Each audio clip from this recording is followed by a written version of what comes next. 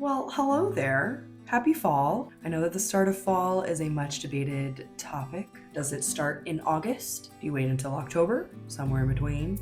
Well, no matter which end of the spectrum you sway toward, I think we can all agree that fall is officially in full swing.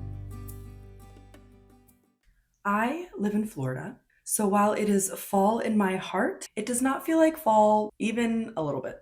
The other day, I kid you not, I was walking to my car and there was a slight neutral breeze. It was not a cool breeze, it was not a hot breeze, it was a neutral breeze. And I was so excited. I was like, oh, fall, it's here. I can't believe it. I checked the temperature, 89 degrees. 89 degrees. And I was like, it's a fall. I guess just not being in the 90s counts for Florida fall. I'll take what I can get. Since I am not in a place where I experience the seasons, but I am such a seasonal person, I do take creating a seasonal atmosphere very seriously. So today I thought I would impart some of my wisdom, my hard-earned wisdom. Welcome. I'm sharing my ultimate but palatable fall cozy guide. We're talking books, movies, and the little things you can do to really make it feel like autumn, even when it's 89 degrees outside. So, without further ado, step into my office. First up, books, the coziest pastime. Fall was made for reading. When God created fall, he created books. It was at the same time. I have a few categories for you today. The first category are my top recommendations. I have two books that are these are so good, you have to read them. I don't understand why not everyone is talking about them because they are so good. My number one. I mean, I don't know how many times I can say my number one fall book recommendation is Vampires of El Norte by Isabel Cañas. I mean, what do you want? Historical fiction, horror, romance? Check. It follows childhood friends Nena and Nestor in 1840s Mexico. One night they encounter something horrific and it tears them apart. Nestor thinks Nena is dead. Nena thinks Nestor abandoned her in her time of need. And then years later they reunite just as their town is under threat of something dark. It is so beautifully written. A vampire story has no business being this devastatingly beautiful. Like, I remember reading it and just being like, jaw on the floor. This is some seriously beautiful writing. Another thing is the whole thing is that it's vampires, but then there's also like this correlation between the actual vampires and the vampires that are the settlers that are coming in and taking over the land in Mexico. And it's just really beautifully done. All around beautiful. And fun. It's just fun. And for my second top recommendation, we have a murder mystery by the queen herself. I don't want to sound cocky, but I can guess every ending in a murder mystery. Like, it's very rare that I don't guess it. But this book, it is unguessable. And Then There Were None by Agatha Christie. 10 strangers are invited to a remote island, and then things start happening. They cannot leave, and then one by one they start dying. But each death matches up with this children's riddle that each of them have in their rooms that's like 10 little soldier boys and how they die. And each of their deaths correspond with like the next one in that poem.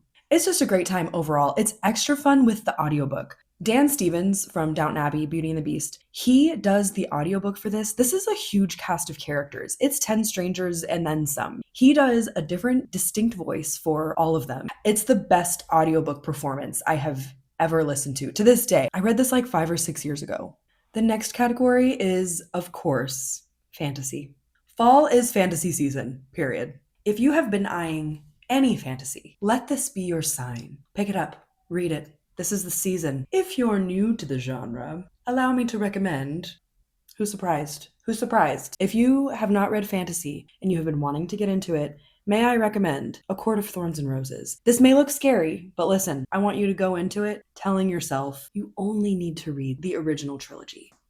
That's 3 books. You can do 3 books. You're gonna read 3 books. If you've never read these and you don't know what they're about, it follows Feyre, who is a human and she kills a fairy, so she's taken captive in the fairy realm. It has gorgeous writing, deadly trials, the best... everyone knows it's so hard to talk about this series because you don't want to spoil anything. It has the best character development of any book I have ever read. Ever. And before all of the fantasy people come for me, listen, I probably would recommend Throne of Glass, but I haven't read them yet. Oh, I know. I can hear the uproar. I can hear it. I hear it all the time from my friends. People say that it's better than Agatha, and you know what? That sounds like blasphemy, and how dare you. But I've been putting it off because I know that it will consume my ever-loving mind. I know that it will absolutely take over my life, and I will be obsessed with it. So I'm just trying to time it right. I am going to read them soon, though, and I'm planning on doing some content. Maybe some reading vlogs, some live reactions, so be on the lookout for that. Anyway, back to the recs. My second fantasy rec, again, another popular one, but if you're new to the genre and looking for a place to start, Caraval. I have the other two here, but as you can see, I pulled a lot of books from this shelf and it looked so sad, so I left those there. Those are the other two. This is if you're wanting something more magical, whimsical. No one writes magic and whimsy like Stephanie Garber. It is a full-on immersive experience. There are these two sisters and they get swept up in this magical game called Caraval. There's magic, there's deception, you never know what's real and what's the game. A really good time. If you're wanting a fun palette cleanser, I would recommend picking up a graphic novel. They're so fun to throw in, especially seasonally, to break up the reading and just take in storytelling in another way. For fall, I would recommend Fangs by Sarah Andersen. It's so cute. It's about a vampire and a werewolf who fall in love and are dating. Very cute, like a slice of life. Or there's also Pumpkinheads by Rowell. It is about two teenagers who work at the same pumpkin patch every year, and they may or may not have crushes on each other, and they may or may not finally do something about those crushes this year. It's very cute and sweet, very fall. It's literally at a pumpkin patch. It's such a fun time. For more of a dark academia vibe for fall, I love a good classic. So I have 3 classics for you today. The first one is some Shakespeare. I would recommend Hamlet. I read Hamlet last year and it is such a vibe. It follows Hamlet, the Prince of Denmark, right after his father dies. He suspects foul play and the whole show is him slowly losing his mind. There are ghosts, it's eerie. It kind of inspired The Lion King, fun fact. Just a great time all around.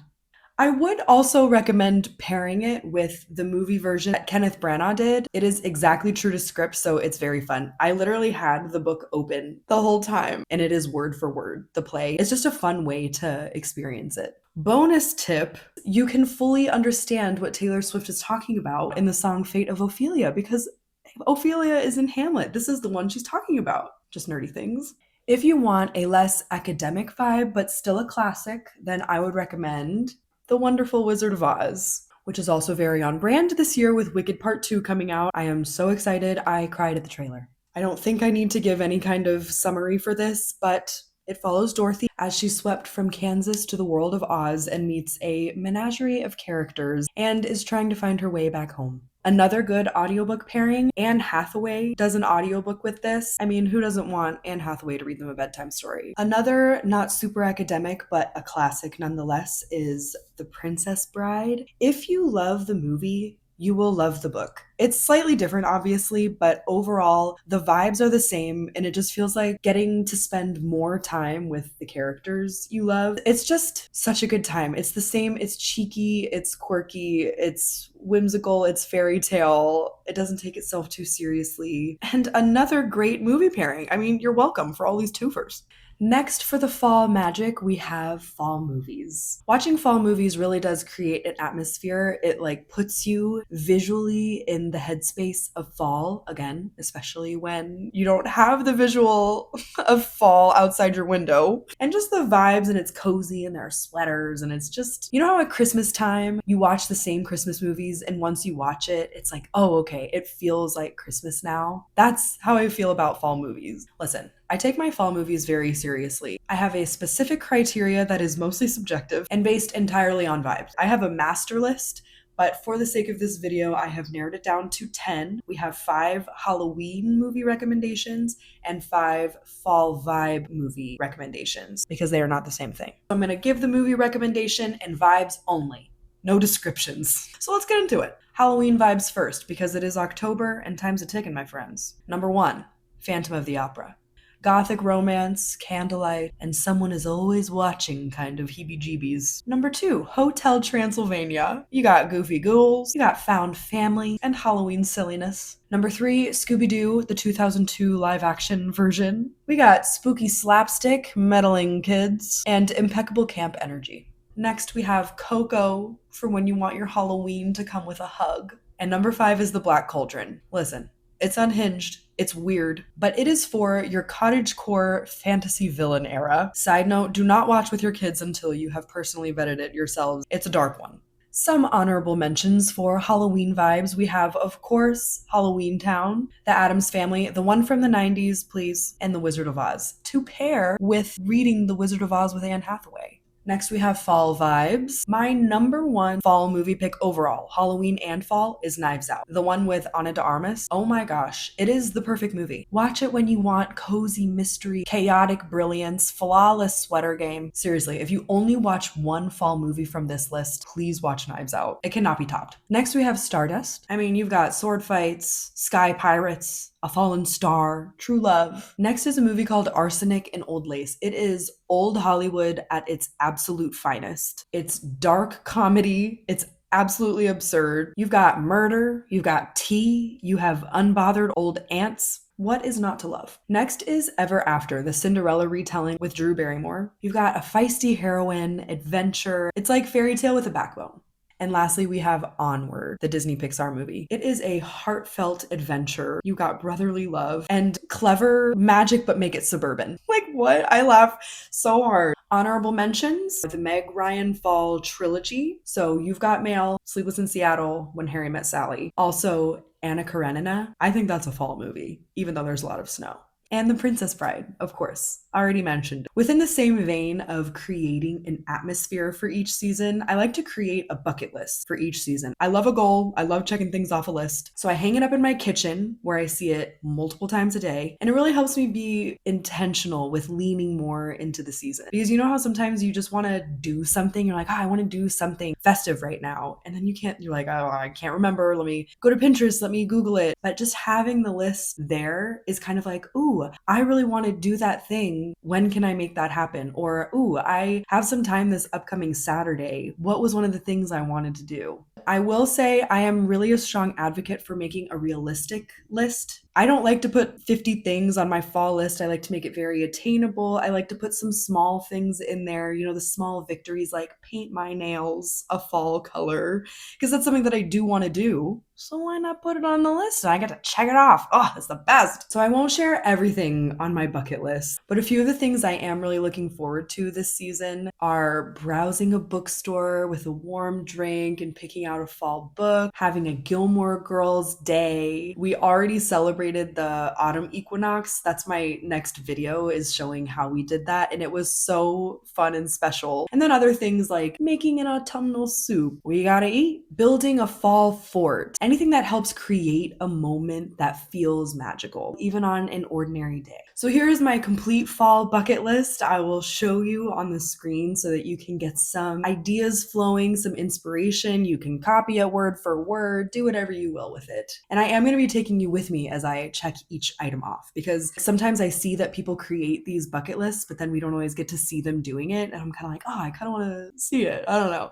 So I'm going to take you with me as I check all of these things off, and we'll see. We'll see if I get them all checked. So there you have it. So many fall things. I hope this has you feeling stoked for fall and ready to get after it and create the season that you are wanting, and just being intentional with what it is that you want.